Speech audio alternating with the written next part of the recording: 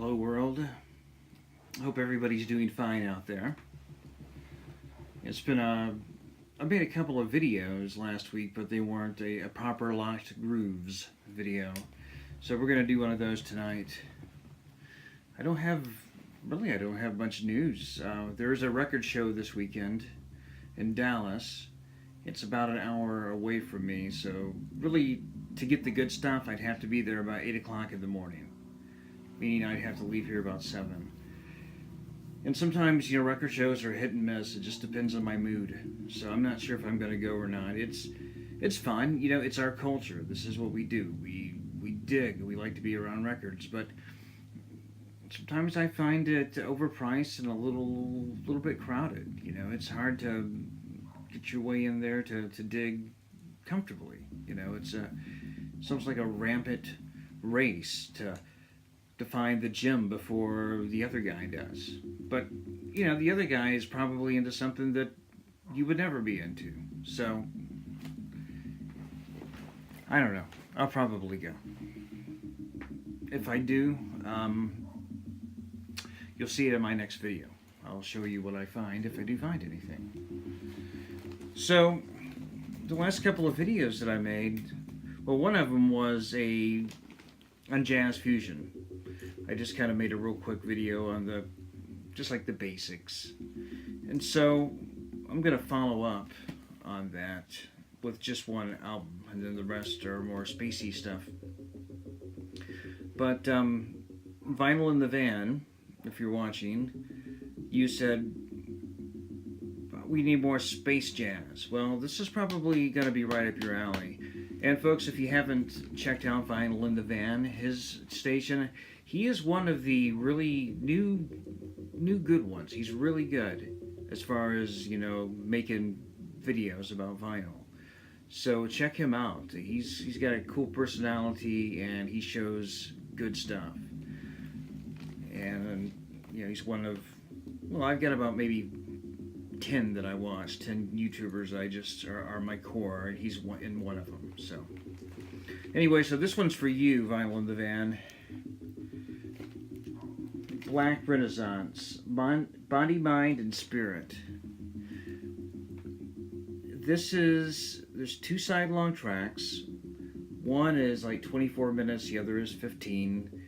And as far as spiritual jazz fusion, this is it. I mean, this is probably the mother of all. I haven't heard them all yet, but this, I don't know. I mean, there's some, maybe Alice Coltrane beats it, and I'm not even going to put it in the same class as Miles Davis because he's above everybody, but this is a great jazz fusion album, or spiritual album, spiritual jazz, whatever you want to call it. If you don't have it, listen to it. Just look it up. Black Renaissance, Body, Mind, and Spirit.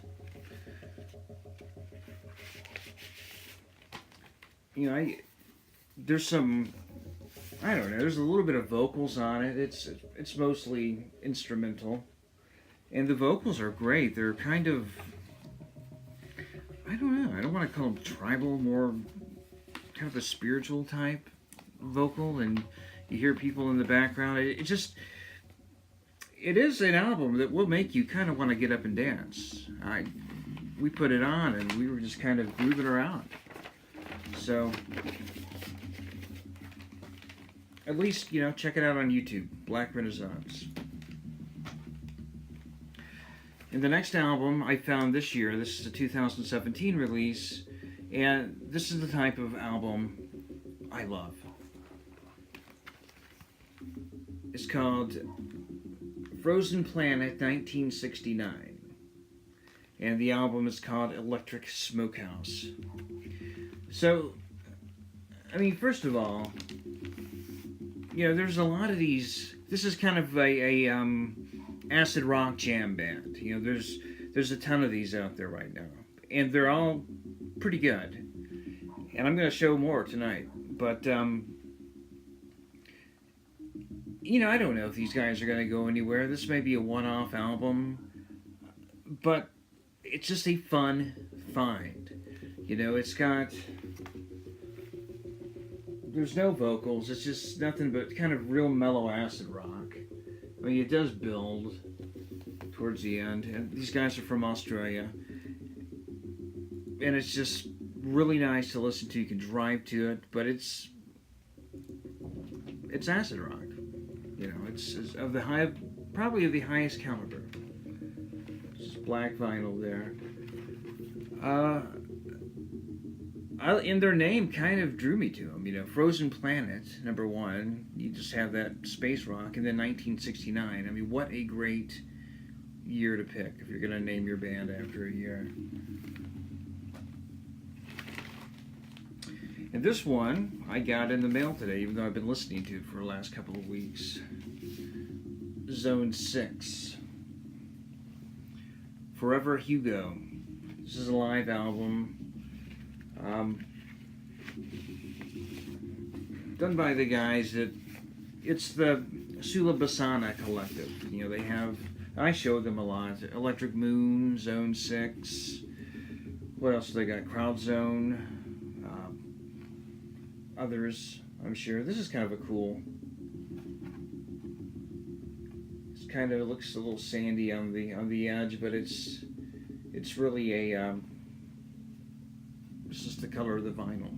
You know, if you look at in the center, it's kind of white, and it kind of, the edges go out.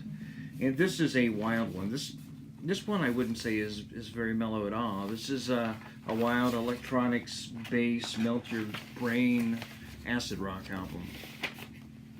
And the cover is by Comet Lulu. So, you know, that's the thing.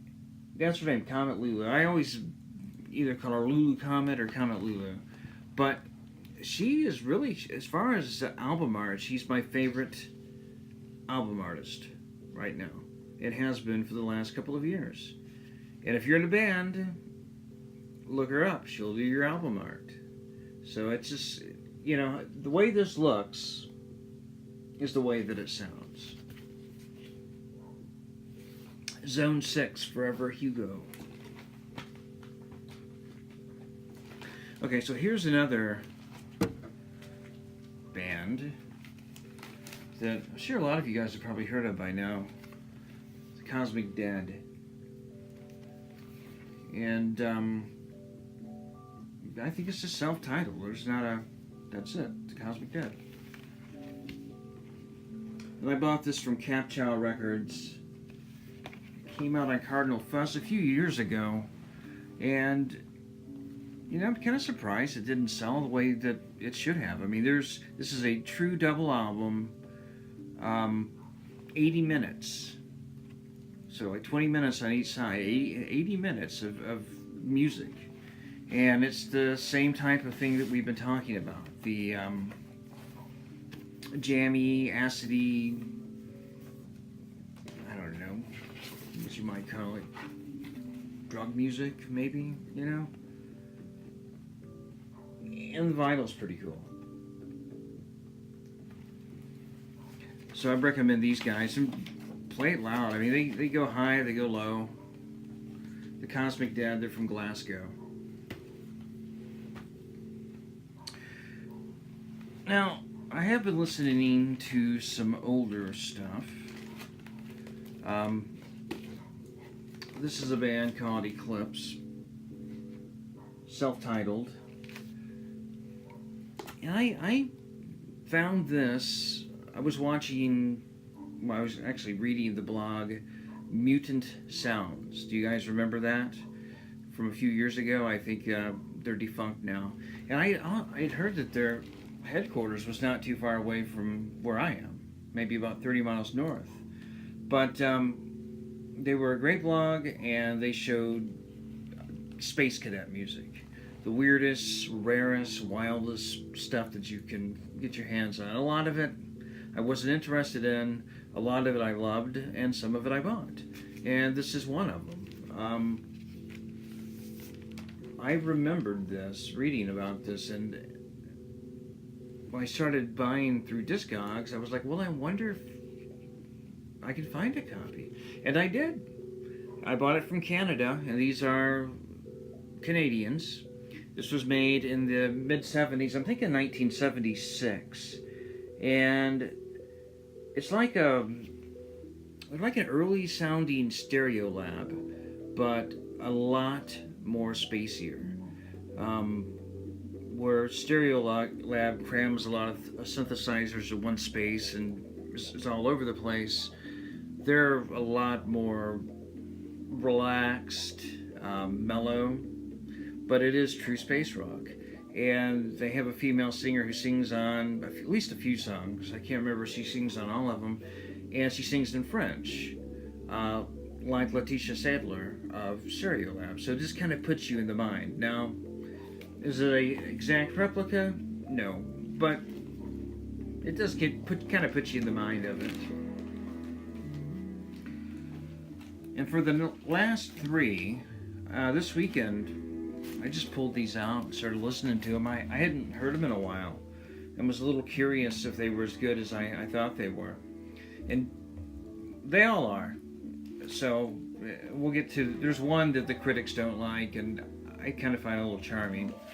But Beaver and Krause. Let me take these off so there's not such a glare. They were a team. I can't remember their names. I just know them as Beaver and Krause. What was it? Paul Beaver and Bernard Krause was their name. And they were one of the first groups of people to really bring the Moog synthesizer to the public, to the musicians. They had set up a stand at the Monterey Pop Festival in 1967, and they were turning musicians on to the Moog. They would come out, I guess they had a little booth set up, and they just demonstrated it. And next thing you know, the Moog is on quite a few albums. You know, it started showing up on Monkees albums, Beatles records. Matter of fact, I think it was it Beaver? I think, yeah, Beaver who introduced it to Sir George Martin. And it ended up on, well, he ended up playing on a couple of the Beatles albums, Abbey Road in particular, and Magical Mystery Tour. He also helped George Harrison out on his electronic album. Now, about this one, because all three of them are a little different, it's almost like electronica meets new age. Very good. I mean, very listenable, very enjoyable. There's an ecological message on there. They had a lot of ideas, and they pulled them all off. It's a mellow album. You know, it's nothing heavy. Sometimes it gets a little hyper in certain places, but it's called In a Wild Sanctuary. And I haven't decided if this is my favorite one yet. I every time I bring them out, I always bring all three out at the same time. The second one is Gandharva, Beaver and Krause. And this has a little bit more trippiness to it. Maybe a little bit more experimentation as far as the layout of the music. There's more guitar. There's even like a soul song, kind of a soulful little ditty that ends, I think it's side one. Just as good as In a Wild Sanctuary. So if you haven't heard Beaver and Krause, check these guys out. And the third one by them, they had 5 albums. They put out 2 just pure straight electronica albums in the 60s. And they were one of the first to do it. You know, I mean, there's a lot of folks doing it, but, you know, it wasn't the 70s yet where it was all over the place. They were doing it in 67 and 68. And I can't remember the names of the albums. I don't have them, and I don't know if I'm going to get them.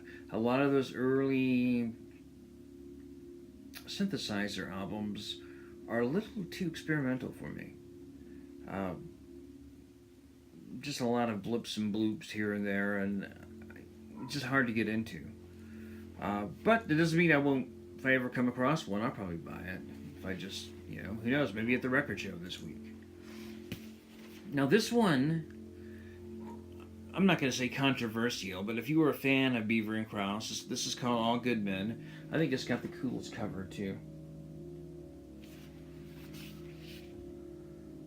So if you were a fan of Beaver and Krause, and then you put this one on, you would probably not know it was the same band or the same couple of guys. It starts out with like a, I don't know, it's like a ragtime ditty from the 30s. It's called A Real Slow Drag, and it just kind of reminds you of maybe a bunch of like party music at a 1920s, late 1920s party right before the Depression. You know, you could just see the girls in the slinky dresses and the champagne and all that. It just makes you feel like that, which is odd. I mean, it's supposed to be a trippy electronic album, and they're playing that. But for some reason, I like it. It just kind of, after listening to it many times, it just, I kind of expect this song to pop in, and it's different. Don't know who wrote that one. I think it says S. Joplin. Was that like Scott Joplin? I don't know. And then the rest of that side, I mean, there's some experimental parts. I mean, they didn't totally abandon their electronics. But there's some singing. There's like some singer-songwriting and stuff, which a lot of reviewers have kind of bashed, but I find charming. Why? I don't know. Maybe it was because I grew up in that time, and it brings back fond memories of the early 70s. And it just reminds me of music, that they might show on a PBS channel or something, from the early 70s. So there's a little charm to it. Is it like the rest of the other two? No.